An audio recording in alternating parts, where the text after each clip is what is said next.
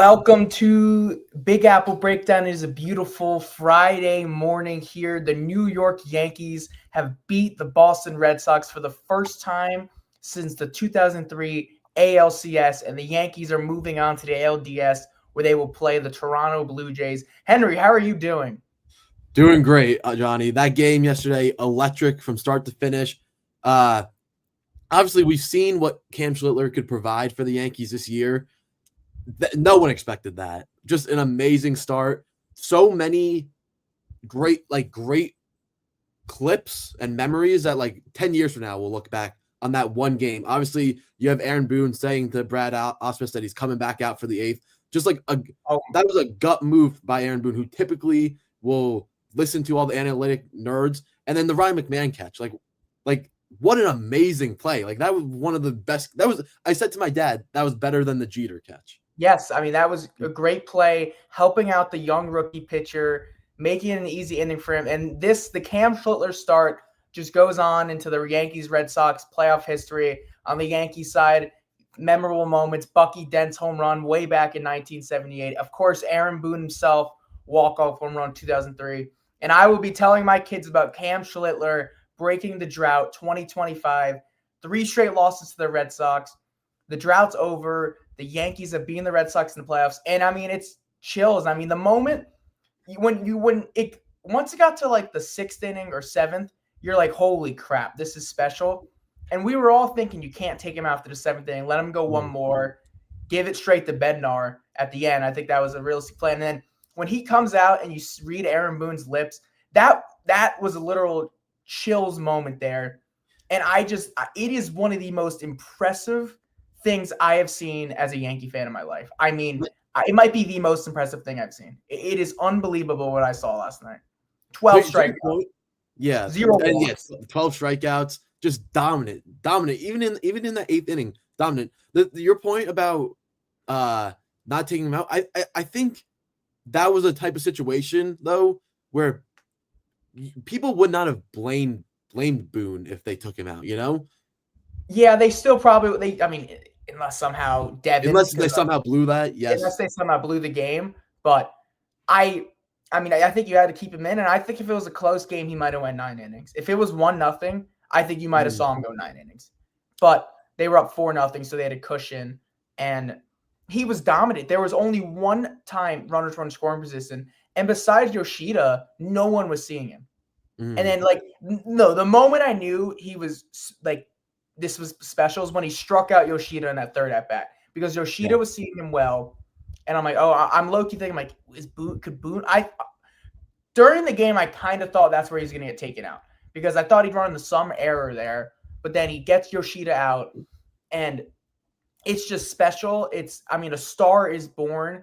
He grew up in Massachusetts, a Red Sox fan, and just stone cold killer stuff. Just something that has been missing kind of from the Yankees. Is still not enough to describe what we saw. And the Yankees have 2 Massachusetts boys doing it for them. They got Ben Rice, who he obviously grew up a Yankees fan. His whole family, they were all Red Sox fan. He grew up a Yankees fan. And Cam Schlittler, who grew up a Red Sox fan in Massachusetts. So just amazing stuff. And I said this to you last night, and it's something small, but in the Boone era, we haven't beaten a non-AL Central team. And I doubt that the Yankees players and front office and staff and coaches are thinking this, but I was thinking it. I was like, we might never beat a non-AL Central team, especially after that game 1 of this series. And I feel like that is something lifted off my chest. Yes. We finally got that done. They know. They 100% know. They beat the Red Sox. They've beaten Alex Cora and Alex Bregman. Bregman was, of course, a longtime Astro, and Cora was even on that bench in 2017 before he became the Red Sox manager. And they beat them finally. And I know the Yankees have the better roster. Game 1, we were fuming going off at Aaron Boone. I thought Aaron Boone outmanaged Alex Cora these last 2 games. I don't know if you agree with me. I thought Boone did an awesome job as a manager these last 2 games. I agree. I think game 1 was a bit of an over. It was a typical Aaron Boone mismanagement. He was doing too much, and diving into the analytics too much. And I think the last 2 games were just gutsy, good managerial performances. And we came on here after game 1 distraught, and we were like, it's over. And looking back on that now, we probably did. It overreaction, but we were not wrong to overreact to that, because the Yankees are the first team since the new playoff format in 2022 to drop game 1 and come back and win. So for anyone to sit here and say we overreacted, and for even us to sit here and say we overreacted, we really did not overreact. The Yankees, I know it's only the 3rd or 4th year of this new system, but the Yankees made history by being the first team to come back from a 1-0 deficit in this new format. Yeah, you know what's funny about that game 1? I feel like it's the last time we should really talk about it. But so I remember I went on a rant saying 6 different manageable moves Aaron Boone made and none of them worked out. The one move he said he regretted was the one that you brought up that I even think about, putting Chisholm in for Rosario just randomly. And he's like, the one move I regret is not having Rosario up there against Chapman. So I was talking to my dad about this last night too, because obviously we talked before the game and you mentioned, maybe Jazz will be upset that he's not playing or not in the starting lineup. And I was like, no, I feel like he's just grateful to be a Yankee. He'll fit into whatever role he wants. And he obviously was upset. He did it the right way though. He didn't make a distraction. He did it in a very appropriate way, and he ended up playing well these last 2 games. I'll give him that. True. That's true. But I think that in the 8th inning, when Boone put him in as a defensive substitution, I think the reason Boone did that was because he thought Jazz is not going to get up next inning. Yeah. So I might as well just put him in and make him happy. I don't know, make him happy, but maybe a little bit of a makeup. Yeah, but I agree. But game 1 we've talked about all the time already. So I think the Yankees, what is really impressive me, they just overall played cleaner and better baseball than the Red Sox. Obviously, they have the better talent. We're not going to sit here and argue with that. But the mental herd and the way the Red Sox have been playing the Yankees all year, they beat them. The Yankee Stadium crowd got to the Red Sox. Awesome showing from the crowd just in general. Yes. And just they played clean baseball. I mean, game 2, man, Duran he should have caught that ball. That they called it a hit, but it wasn't a routine play, but he should have caught that. And then Jazz Chisholm, of course, saving the game really. That diving stop, he probably shouldn't have thrown it because Ben Rice didn't have scooping it, but the Red Sox had a missed opportunity to score there. And then, of course, Jazz Chisholm's base running later on in the game. And then just Fernando Cruz saved the season possibly. A horrible bunt by Rafaela, and then he gets out of it. And the emotion that he showed there since that moment just boosted the Yankees. They didn't give up a run since that. The last run they gave up was Trevor Story's home run. Also, that's something that should be noted is Anthony Volpe throughout the whole entire series, making not just with the bat, his bat definitely showed up. And if it wasn't for Cam Schlittler last night, he's the MVP of the series. But in the field, that game 2 where I forget exactly. Devin Williams, yes. Almost airmailed it over his head. Volpe stayed composed, jumped up, caught it. Last night, Jazz Chisholm threw a ball into the dirt. Volpe had a great scoop. As much criticism as we give Volpe, he shows up in these big moments. He's a big game player. And obviously, when we get into we can get into the whole if he should come back or whatever in the offseason, just based on his regular season play. But he shows up in the playoffs. He shows up when he needs to show up. And to your point about the defense, I was going to say that it's not like they didn't make mistakes, but another Yankee player made a great play to make sure those weren't massive mistakes. Remember game 2, Rodon had a terrible throw to Jazz Chisholm, scooped it, could have been a disaster. The 2 Volpe plays that you mentioned, I mean, that's just great individual team defense stepping up. And you saw the Red Sox, that Bellinger double could have been caught, but it was let me see it was the right fielder Red Sox. I'm just gonna pull up the quote to get his name correct. Yeah. Where is it? Willer Abreu said the Yankee the Yankee Stadium crowd was so loud that they literally couldn't dictate, or like they couldn't figure out how to make the right call. And the Yankees didn't have a great offensive series, but they put the ball in play, worked great at bats. I mean, the Ahmed Rosario move ended up paying off, gets the first RBI. Volpe RBI. Wells works an awesome at bat, and he puts the ball in play. And Nathaniel Lowe, who's probably trying to think too, doesn't end up scooping the ball, and they end up scoring 2 runs. And that's the game. It was gritty, tough offense. You just haven't seen the Yankees win games from really in this era. Yeah, I believe that was scored an error, which I don't think that should have been an error. I think that should have been. It wasn't routine, but again, like if you want to win a championship, you should make that play. Like, yes. And he probably should have just thought about getting 1 before 2. He was thinking double play and rushed it. I'm just saying for Wells' stat line, I wish that was scored a hit, but yeah. And Wells, like the roles on this team, because Austin, this playoff run, these young kids are telling Boone, like obviously the Jazz Chisholm will not be benched the rest of the playoffs. I guarantee that. They first off, they will not see a lefty Garrett Kershett, like nowhere near the caliber of that. The rest of the playoffs. Tariq Skubal, if we get there. That's a very good point. If they end up playing, that's a good point. But Blue Jays do not have a pitcher of that caliber, and definitely not a lefty of that caliber.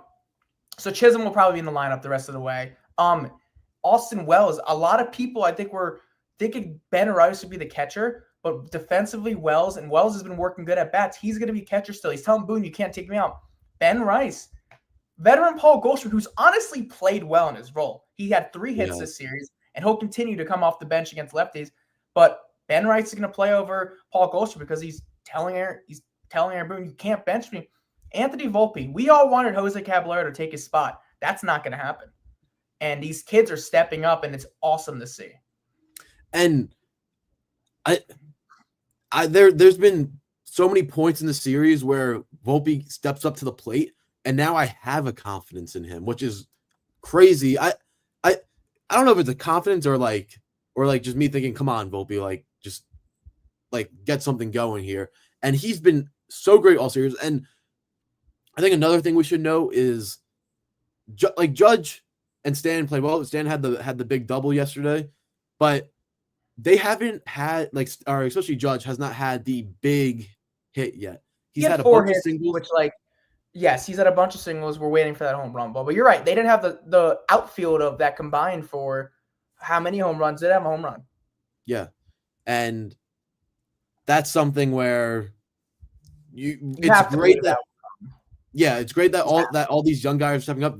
This Yankees offense has to be due for that. Like, yes, this series against Toronto, I could see it being an offensive explosion by the Yankees. I also just think Ballstead has better pitching in Toronto. I mean, I believe that. Yes. I wonder who will go game 1 for Toronto. I'm actually kind of curious. Scherzer or Bieber? Dude, Scherzer's not. I don't even know if they can pitch him. He's been bad. But they have Gosman. I doubt they're going to go him. I mean, I don't know. Is that Bieber maybe? I think Bieber. That's not like I guess going into the Blue Jays matchup, I just think the Yankees just straight up have a much better starting pitching rotation. Obviously, game 1 is low key a trap game. It's obviously you don't want to just punt a game in baseball, but it's gonna be Luis Hill or Will Warren, and you could kind of debate who you'd rather have in that situation. But the rest of the way, it's gonna be out of 4 games, it's gonna be Fried, Rodon, Schlittler, Fried. Yeah. And the Yankees, I just think the Yankees just have straight up the better advantage. What bullpen shows up is very key because they didn't give up any more. They didn't pitch honestly that much more after the game 1, but they didn't give up any more runs. They did their jobs. You're definitely going to see more guys get involved because, of course, you only saw Cruz, Weaver, Williams, and Bednar. They're going to have to go back to Luke Weaver at some point. Camilo Doval, I think, will definitely get involved this series. Tim Hill, definitely. He actually pitched, I think, in at bat in game 1. He did. I think the concerning thing about this game 1 is this bullpen is going to be probably used a lot, a lot of the that's the thing. They're well rested. That advantage. Yes, I think we all expected that game 1 would be even harder because I think we expected the bullpen to be used more. Just David Bednar pitched. I mean, Williams gets extra rest. Bednar, if he gets just the rest in the day, he only had to pitch 3 outs. Typically a closer sometimes, like you saw it with the Cubs closer. He he had a bunch of pitch count like 40s. So yeah, Bednar didn't have to go too far. Cruz will be rested. And those have been the 3 guys for the Yankees. So we'll see how they go. The Yankees offense definitely has to get going. Toronto's done a lot of shit talking this year. they have. Yankee players know that. Aaron Boone knows that. Let's bring it to them. I mean, I agree. I feel pretty good about this series. I think the Yankees got the better starting pitching. The lineup, Toronto's lineup's better than Boston for sure, but I think the Yankees lineup's better. I think the Yankees have the best lineup. I mean, in the playoffs, in my opinion.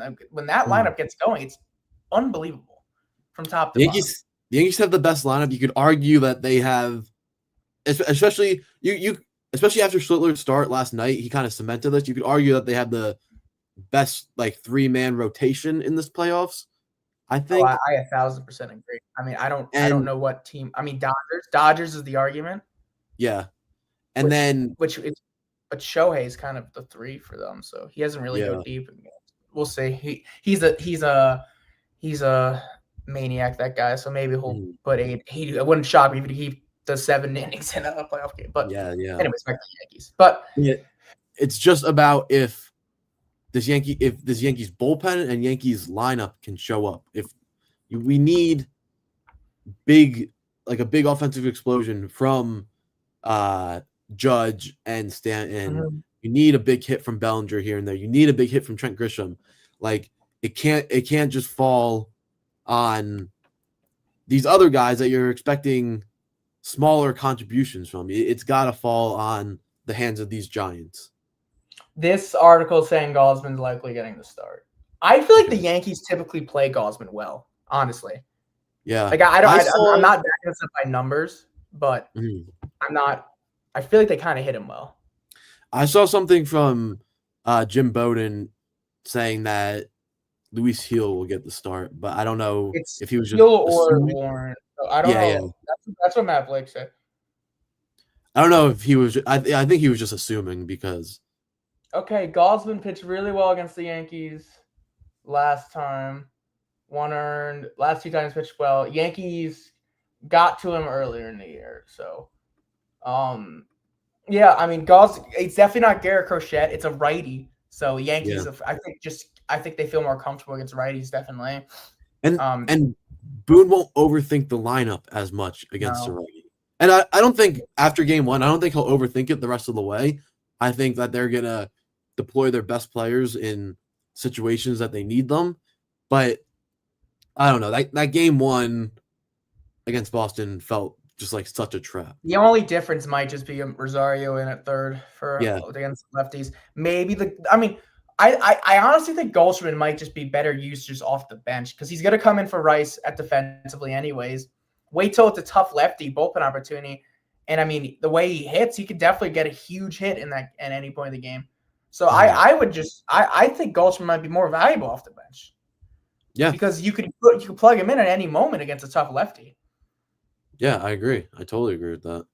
And I don't know. This could be if the Yankees. So they finally beat an AL East team, like you mentioned. Now they got to beat another AL. Now they got to do another thing that Boone Air's never done. They've never won a playoff series where they have not had home field advantage. Them and the Blue Jays have the same record. I think the Yankees are a better team than the Blue Jays, but obviously they're the home field. They're the rested team, which in this format, I mean. Typically, it's been the opposite effect. Typically, the rested teams kind of struggle. Yeah. Last year was kind of an outlier with the Yankees and Dodgers. The Yankees actually have been the team. I think the Yankees have been like one of the few teams that have not struggled, actually. 2022, they didn't, or 2024 in this series. But, I mean, just last year, what's their face? The Mets beat the Phillies, so. Yeah. Off the bye. So, I mean, this is going to be a tough series. I wonder if I don't know. It's tough. So Luis Gil pitched, of course, twice in the playoffs last year. And he didn't pitch bad, but he didn't go very long. He pitched World Series Game 4, which was the one game they actually won. And then I believe ALCS Game 4, too. And they won that, too. But he went like 4. I don't even know if he went 5 innings each game. I think he went 4 both games, if I'm remembering back correctly. I think that's realistic And for Lucio. He has good stuff, but he walks a lot of people. And the bullpen's it's got to be a game of the bullpen pitch as well. Where bullpen steps up.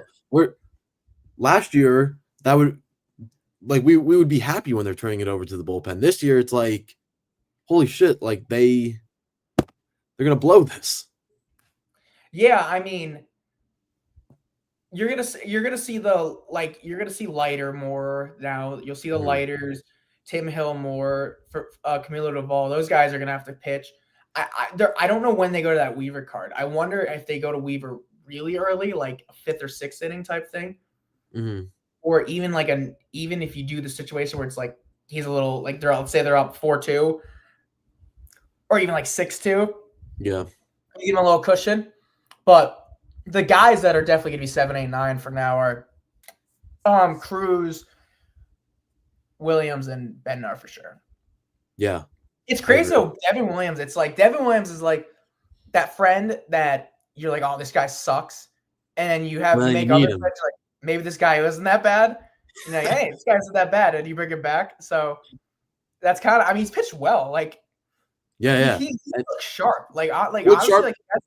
He hasn't really given much room he hasn't done too much that's panicky. His fastball is definitely much, much better than was early in the year, which allows him to get that changeup. His fastball command was just really off earlier in the year. And he just looks more comfortable. He almost looked like, I don't want to say out of place in the beginning of the season, but I think that's good, honestly. Yeah. He just looked like he wasn't built for New York and just the spotlight that it brings playing in New York. No, but I mean, he pitched 2 high leverage situations in games 1 and 2, and games 1 obviously still lost, but without him, they don't win. If he has a shitty inning, their season's probably over. Yeah, which he stepped up, so he's gonna be there. He's a guy that they trust with Bednar and Cruz. So, but other guys in the bullpen are gonna have to step up. The offense is gonna have to. The long ball's coming. It has to with this lineup. And this is where we have to bring this up. I mentioned before that Judge actually has been good in the wild card. These are the rounds where he struggled. And this is when you need him. You need those extra base hits. You need those home runs from him. And I think you should have from Grisham, Judge, Bellinger, Stan, and you need those guys the long ball. Those are your big dealers right there. Ben Rice too. Yeah, and it's gonna come. This year is different. I kind of agree. Yeah, we haven't beat Boston since 03. We got it done this year. We haven't beat a non-AL Central team in the Boone era. We got it done this year. We are checking. I mentioned this. I think in the pregame show on Tuesday. Last year, it felt like just getting back to the World Series was checking off a box. And now this year, we're checking off more boxes of being a non-AL Central team. Judge has to get going in the playoffs. That'll be another box to check. Getting back to the World Series again, that'll be another box to check. And then finally winning it all. We're checking off these boxes and doing things that we haven't done in a really long time, and we're getting back to that Yankee way. Yeah, I think a lot of these players understand their roles too. I mean, Ahmad Rosario totally gets it. Paul Goldschmidt totally gets it. Ryan McMahon, this guy's a former All-Star, not playing much, gets in the game and makes an unbelievable play. Like, that play was guys get their roles, and it's awesome to see. Like, literally, Ryan McMahon was a former All-Star, and he's not playing much. He'll play more because the Blue Jays just have more righties, but he's unbelievable at third base. The guy's just a wizard there. I mean, he's so good there. And these guys just get their roles more. And I mean, this team's super talented. I mean, with the Schlittler, him being this good just makes this team that much more scarier. And the starting pitching is unbelievable. Just watching that Ryan McMahon play, like when you trade for guys like that mid-season, you obviously don't envision them jumping into the stands and flipping over the railing of the dugout, but you envision them making big plays when it counts. And that's exactly what he did in that moment. Yeah, that was the moment where I knew they are 100% winning this game. After I'm like, oh, they're gonna win this game. Like, I was nervous that some type of bullshit would happen, but that Yeah. play happened. I'm like, oh, they're winning this game. Like, what a play! Just what a job. And I mean, they celebrated last night, but now it's time to go back to work. You're flying to Toronto, and I mean, you really want to win at least one of these, obviously. Mm-hmm.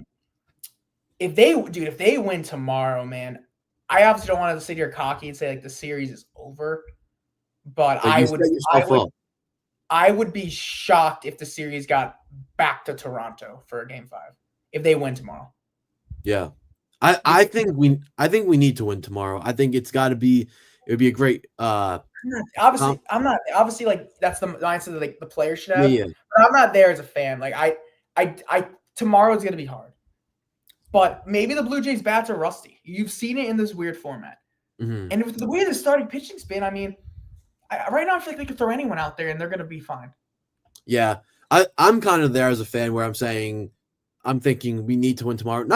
I wouldn't be proclaiming the series as over if we don't win tomorrow, obviously, but it would just be a big confidence boost and like put the fan base at ease a little bit, Yes, and then I mean, if they win tomorrow and they have 3 straight, they have that pitching rotation set for the rest of the series to get 2 wins. I just don't. Those guys are doing the thing. If you win tomorrow, you're stealing a game. Like, I mean, yes, obviously. I mean, home field advantages, I feel like it's different in baseball. Like, yeah, you saw it last year where the Royals stole a game off the Yankees, and the Yankees went in their stadium and won 2 in a row. But I don't mean stealing. I don't mean stealing a game in the sense of like stealing a game with home field advantage. You're stealing a game because it's Will Warren or Luis Heel on the mound, and I think that's just an easy way to rip the Blue Jays' heart out. I mean, this is a losing franchise. They stumbled into the 1 seed. They almost choked it away. They obviously got hot at the end, but they are literally 1 game away from just blowing the division. Mm-hmm.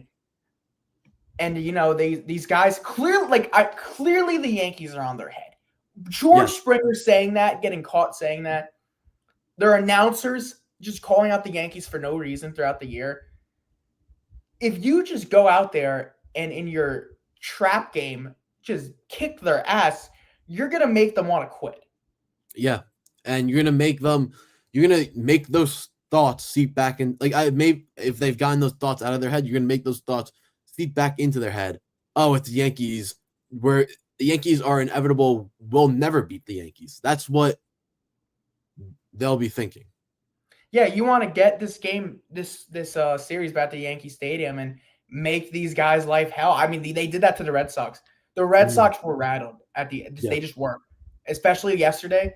I didn't think the moment got to them, especially game 1, game 2. But yesterday, I thought the moment just got to those guys. Like, they just looked overmatched and rattled from that. They looked overmatched and rattled, and that's a young team. You can't. Yes, they're going to be good as much. Yeah, Garrett Crochet's just a different type of gamer. Like, holy crap, that guy's unbelievable. Exactly, and I don't think this is at all the last we'll see of the Red Sox in the postseason for years to come. I think we're set up here now with the Yankees and Red Sox where the next 3, 4, 5 years there'll be great historic postseason matchups. Yeah, it's kind of the way it's always been in history. I mean, the other teams, I just don't know how much you can trust because you've seen it with the Rays. They've fallen apart. The Orioles have fallen apart. I just don't think you trust these other teams to stay stable for a consistent period of time. And in history, the Yankees and Red Sox have been the ones doing it. Been the ones to do that. Yeah. But anything else you want to talk about the series before we preview football? I guess we get some football. I think we've pretty much covered everything with baseball. All right. Well, Sunday's going to be an electric day because, of course, both the Giants and Jets play at 1 p.m. Sunday, and then boom, straight 4 o'clock playoff baseball. So hopefully those games wrap up before that 4 p.m. window so I could totally focus. But the Giants, start with them. They're going to New Orleans, which for first time in a while, there's a game I kind of feel like the Giants should win. Jackson Dart's second start. Of course, no Malik Neighbors for the rest of the year. So we'll see how the offense is going to look different. But Dart's already talked about how the Saints passed up on him at pick 9. He thought that was a realistic spot he could go to, so he's looking for some revenge. Mm-hmm. And, I mean, I'm actually pretty excited for this game as a Giants fan. I think this is like a rare game where I feel like the Giants should win. I think the Giants definitely should win. The Saints team has been pretty bad all year. Horrible, honestly. They're 0-4. The Giants have new life that seeped back into them last week. It's just this. I feel like this will be one of those games where if the Giants lose, then everything, all those good thoughts from last week, go out the window, and you know what I mean. Even though they shouldn't. Justin said to us, that's pretty. You're right. I mean, like, in order for any way to like give this season some sort of competitiveness and like relevant football, they have to win this game. They just do. If you look at their schedule, they just have to. And I mean, they're playing a bad Saints team. I mean, the Saints have played the Bills pretty competitive, and then they played someone else kind of competitive. I'm trying to think who they played week 3. I'm gonna look. Yeah. But honestly, like they're bad, but they're not like oh my god bad, which I think some people thought they would be. Mm-hmm. Like you watch them, it's like okay, like this is a functioning football team at least. Functioning football team in this game, which I'm shocked. Say that again. The Saints are favored in this game. Okay, they almost beat San Fran week 2. Oh yeah, that's what it was. But they got murdered by Seattle. I don't know. I'm kind of surprised the Saints are favored in this game. I mean, I think it just starts on the defense now. A defense and ground and pound kind of type team. With they're not bringing anyone else in. Jalen Hyatt actually had a telling press conference where he's like, "This is my time to step up. Like, I understand my career hasn't gone. Like, I understand my career hasn't gone the way I thought it would good so far, but now I have an opportunity." He's like, Malik told me like this is my chance to step up. So I don't believe it, but hey, hopefully Jalen Hyatt could get in the mix more. I think it just starts with Cam Scadaboo setting the tone once again. Jackson Dart's ability on his legs. Just Darius Slayton's to me is the one that's gonna step up because Rondell's great. He might get the more targets, but Slayton's the true deep ball threat on this Giants team. And so that's gonna be big. And I think it's defensively they gotta do what they did to the Chargers last week. They made Herbert's life hell. They gotta do that to Spencer Rattler.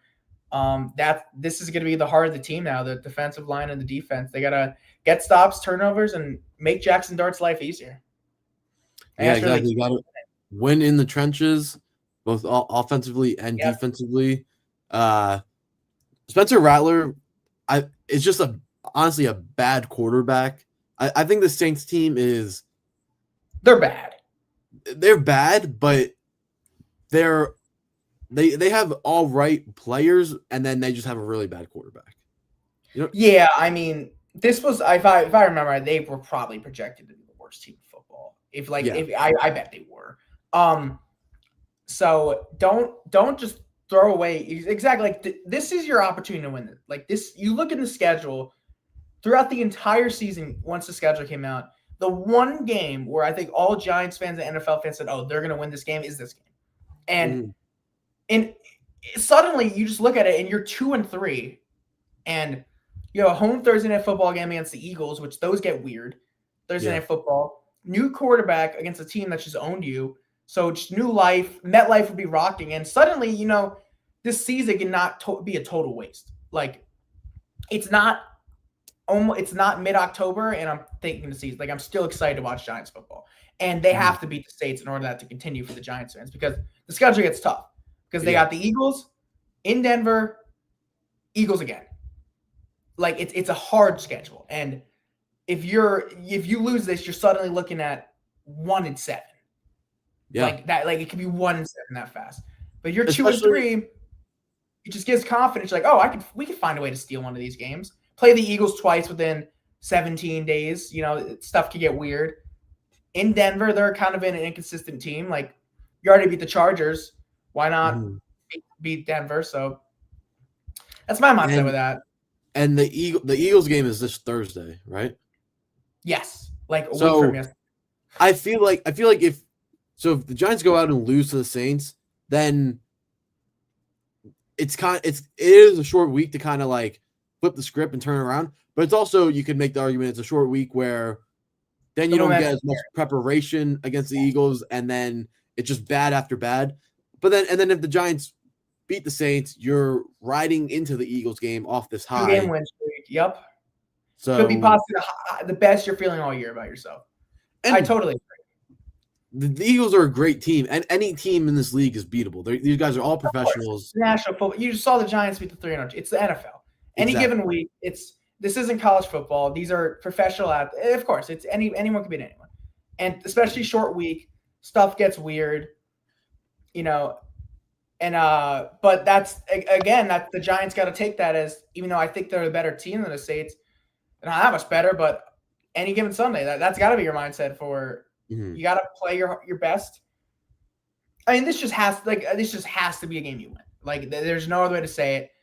You're not that much better than them. I'll say that. It's not like I'm talking about, the Eagles playing the Panthers, but exactly. You're a better team. You're coming off the best feeling, even despite the Malik Neighbors injury. This is the best the Giants fans are feeling in a while. Don't ruin that. Just don't. And that's really a simple message. I think there's a very specific game plan, and the Giants, with the loss of Malik Neighbors, the creativity and the explosion of the offense kind of is out the door, but there's still a specific game plan, similar to, honestly, 2022, how you won games offensively with a better pass rush and defense overall. So just follow the game plan, ground and pound, and get ugly wins. That's really the way it's going to have to be the rest of the year. Yeah, and establish that run game, unlock things in the passing game. When you establish that run game and get a guy like Cam Scatterbo going, then you unlock play action, you unlock guys being open downfield, and you unlock that pass game, and then we get to see more of what this rookie quarterback is made of. Yes.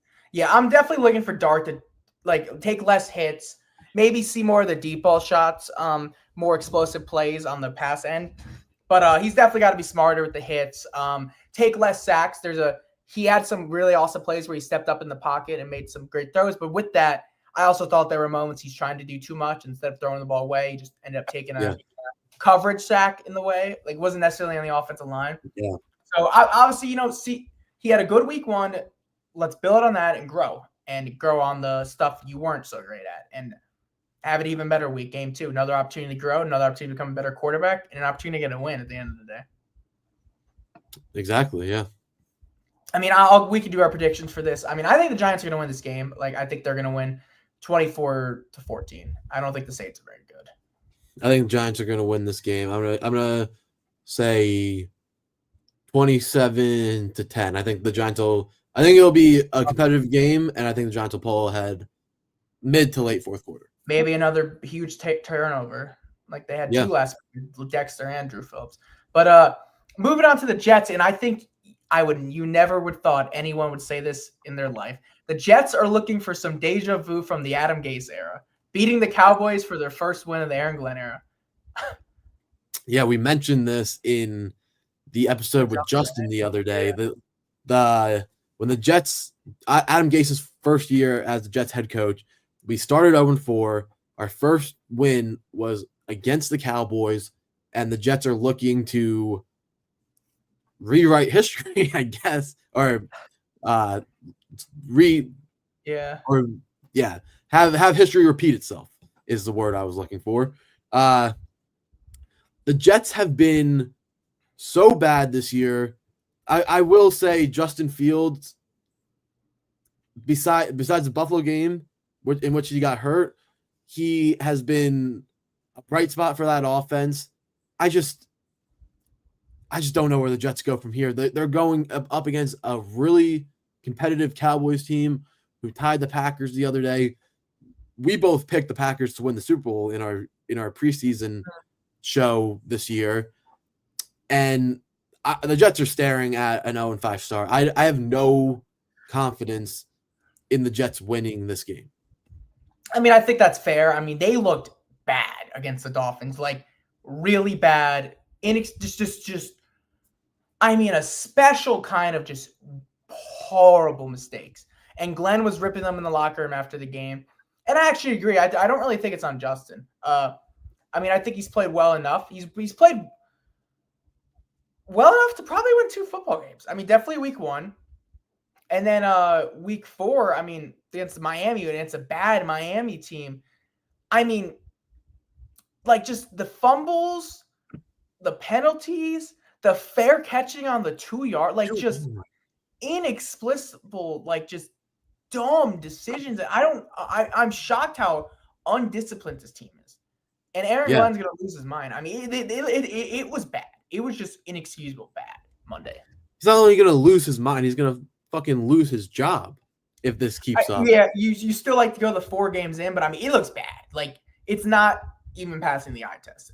The Jets had 13 penalties in this game against the Dolphins, and they still only lost by 6. It's. I mean, we talked about this last year, where if the Jets had a kicker in the first 10 games, we probably would have won 6 of those games, just if they had a kicker. If they could stop getting penalties and fumbling the ball, the Jets would have at least 2 wins right now. Honestly, Steelers, Dolphins, and Bucks, they could be 3-1 right now. Yeah, I mean, if they just played smarter football, it's frustrating.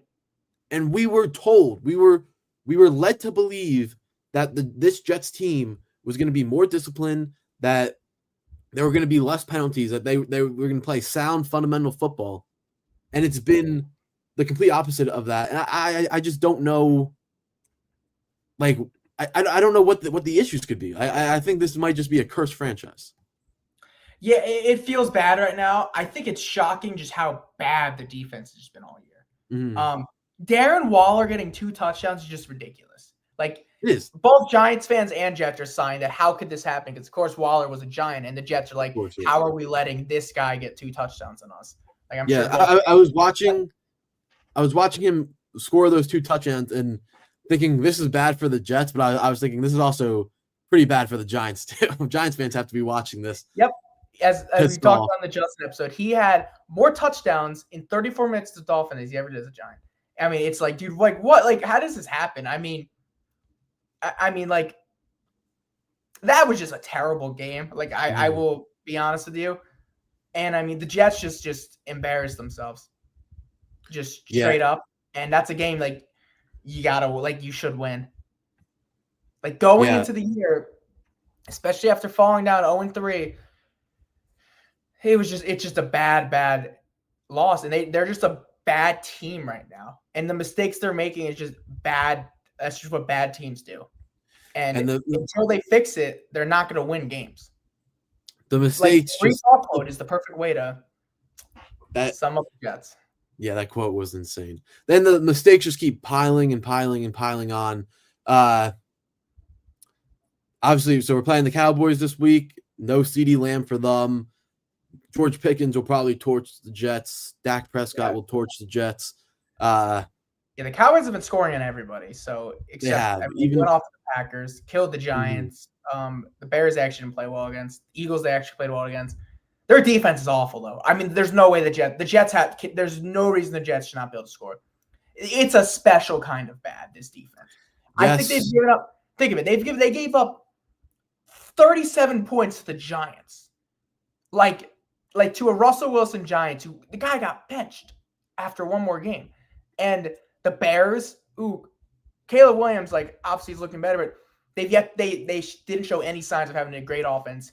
And the Packers, who they're not really a gunslinging offense. Like, they're kind of made on their defense. Their offense, the Cowboys' offense is really good. I'll give them that credit, but their defense is horrible. The Jets have to score 2 points to win this game. I feel like we're not going to. I think the Cowboys are going to stop the run, and there won't be. They haven't stopped anybody. I'm telling you. I just it's the Jets, dude. Jets are not winning this game. There's just no chance. I don't even think.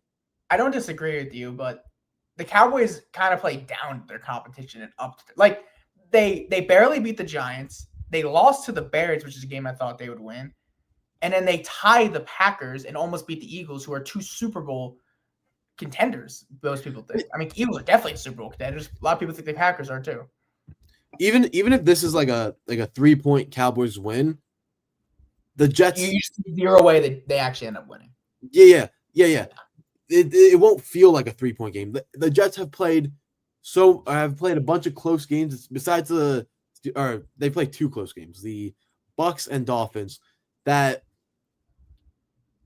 felt like a much wider margin of victory than what the scoreboard suggests.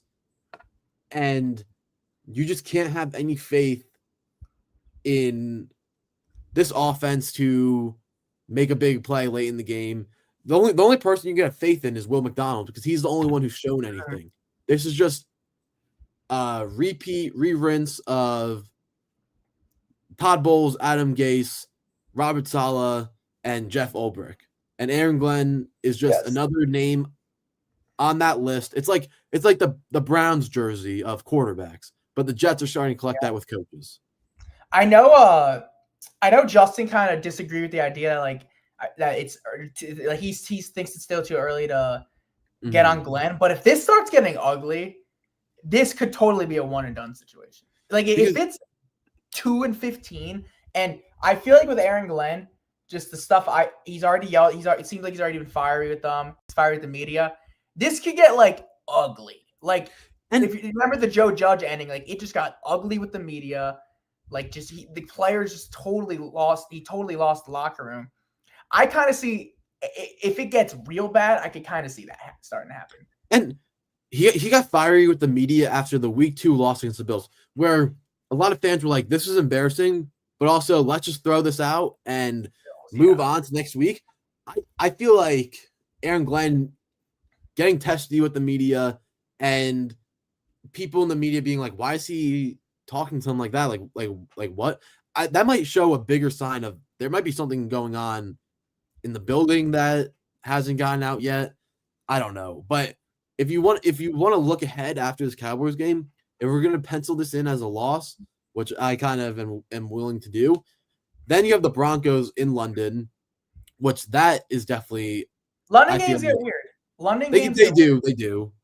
You're right. They just got to find a way to win a game. Like at the end of the day, once you're at 0-4, I don't care who you're playing, you just have to find a way to get a win.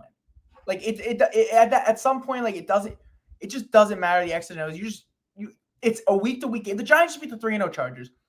You find a week, get a freaking win, and just get that burden off your shoulders. If the Jets had won those games that they should have won, Steelers, Bucks would have been a miracle, but they still got that. Sometimes in football you need a miracle, and that you win games off of miracles sometimes. Mm-hmm. But they should have gotten that stop. They should have won that game. And then against Miami, if they didn't have the penalties and fumbles, they should have easily won that game. You can count Cowboys and Broncos as losses. And then Panthers, Bengals, Browns, if they're playing sound football, I feel like they should win all those games. Even Patriots, those are 4 wins right there. It lightens up so much where if we gut out 2 of these games and won them, the Jets would be sitting here saying 2-2 after Cowboys and Broncos, the schedule lightens up. If the Jets steal one of those games, they have a chance to go on a playoff run. But now we're sitting here saying, I'll tell you this, Henry, I've played the games where if this and that play went different, it's just football comes down to a few plays. And when it's consistently the Giants and Jets are, say for our cases, losing these games, that's just what bad teams do. They just don't make the plays to win games. That's ultimately, when you look back at a schedule, you could totally go back to games you should win for a few plays. But I just, every time I'm like, the Eagles don't do this.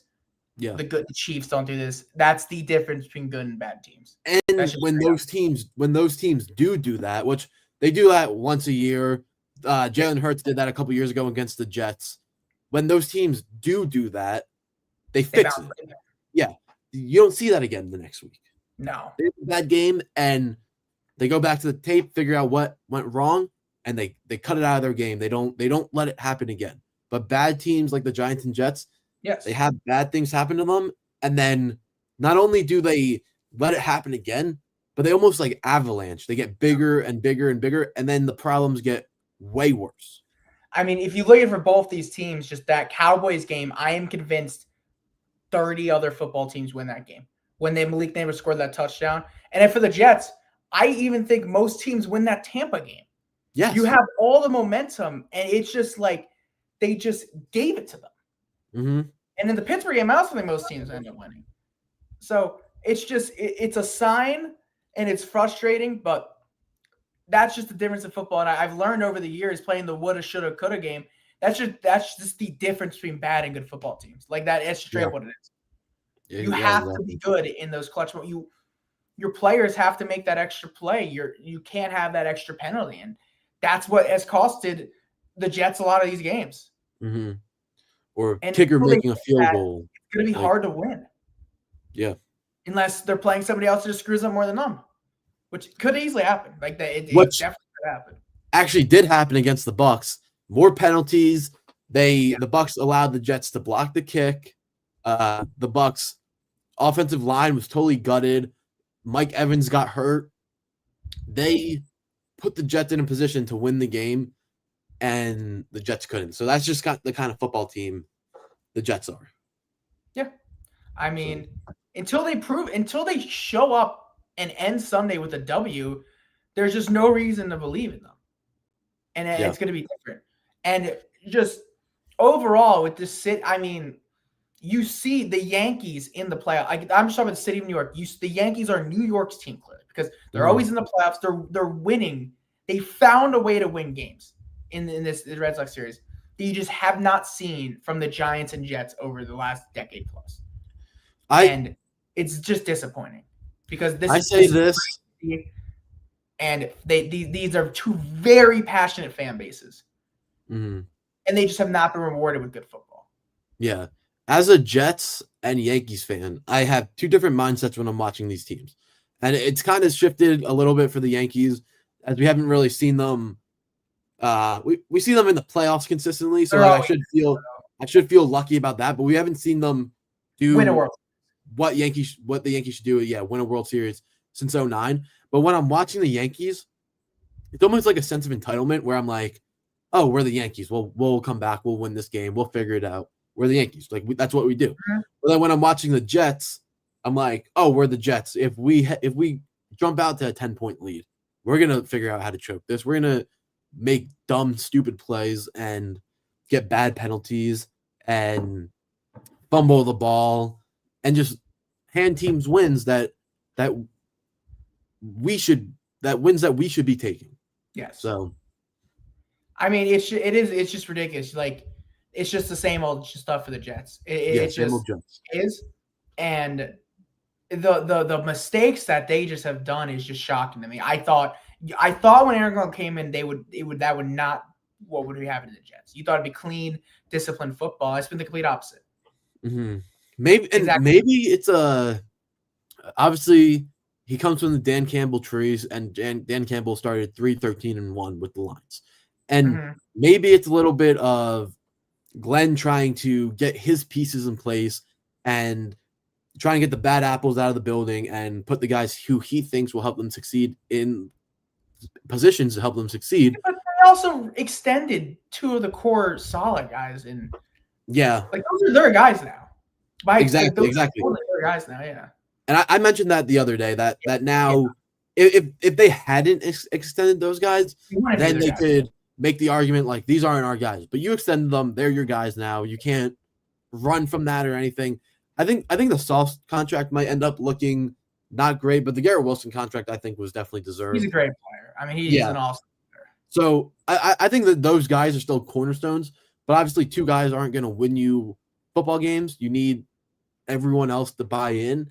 And I think he's still trying to figure out who those guys are, figure out from the guys he has in building if these guys will be sticking around for years to come, if there'll be long-term solutions at these positions and for these issues, or if they'll just be gone at the end of the year. And I think next year there'll be a lot of roster overhaul.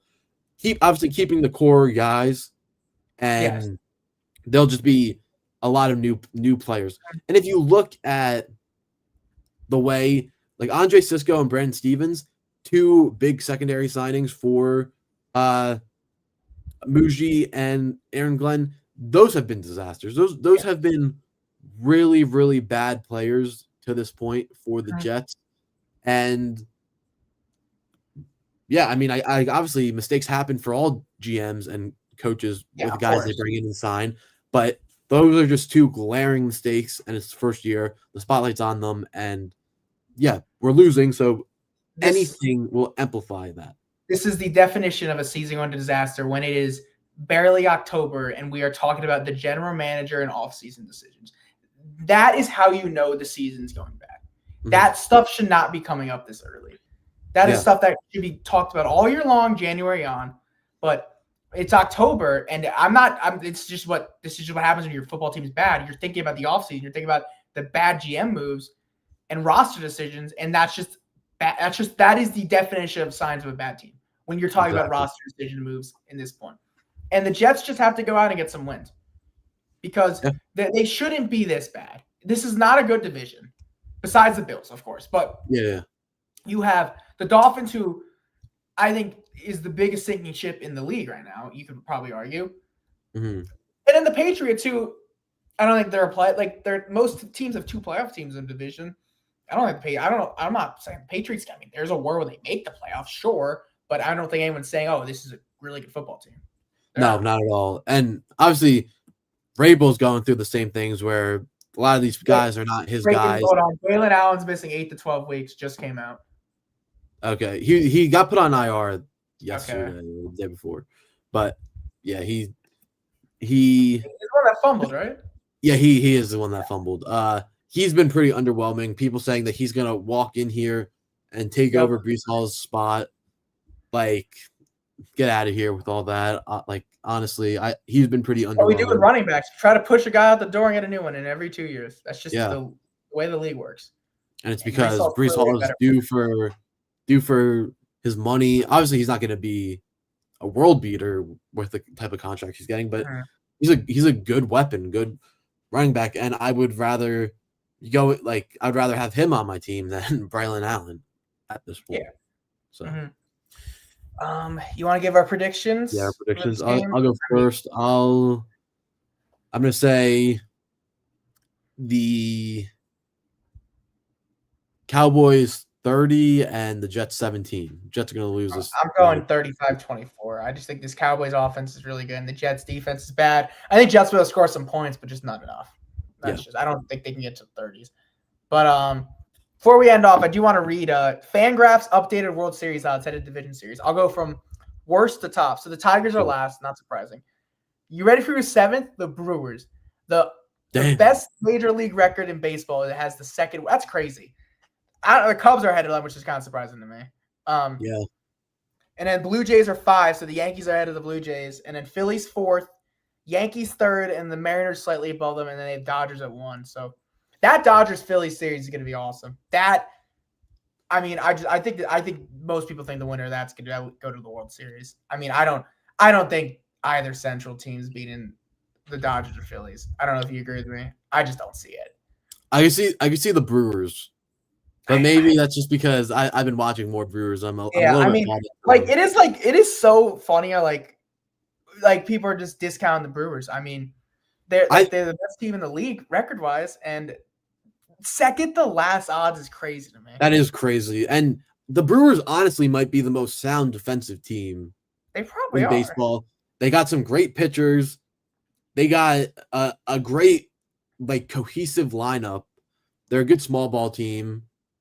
With a couple power bats, the Brewers are the real deal. The only reason I'd rather play the Brewers than the Dodgers at this point or any other team is because the Yankees kind of own them if we make it that far.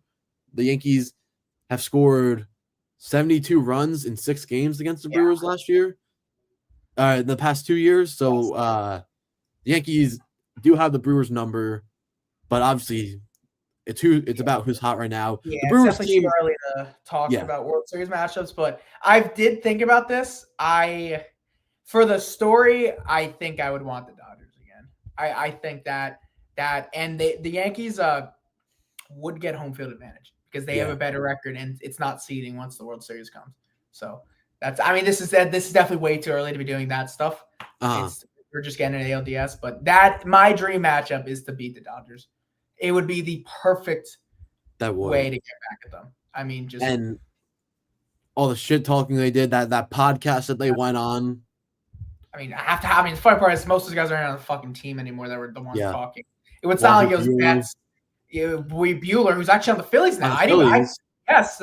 And then Chris Taylor, is he even in the league? He was a bum. I don't even know if he's in the league. He's not a good player. Joe Kelly, I don't even know if he's in the league anymore. I don't know if he's in the league either. It was bums.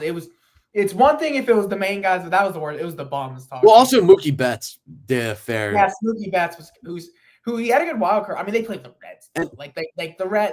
The Reds were probably the worst team ever to make the playoffs. Like, I'm not even. Yeah. They just made it because the Mets handed them. The Mets were just obviously we know the Mets. We're not the Mets.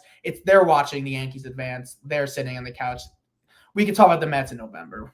It was Mookie Betts' podcast that they went on. Yeah. They do the shit talking. So yes. Yeah. Well, I think that will do, right? Yeah, I think we've covered everything. Yeah, we could try to do an episode maybe Sunday after the games. Yeah, Sunday definitely. Perfect. Yeah. So we'll talk after that'd be after games 2 and then the Jets and Giants. So that would definitely be a big opportunity to talk. Yeah, I think that's it. So thanks, guys. We'll see you Sunday. Thank you guys for watching. Like, subscribe, follow us on everything, comment on the video. And yeah, thank you guys for watching. We'll see you guys on Sunday.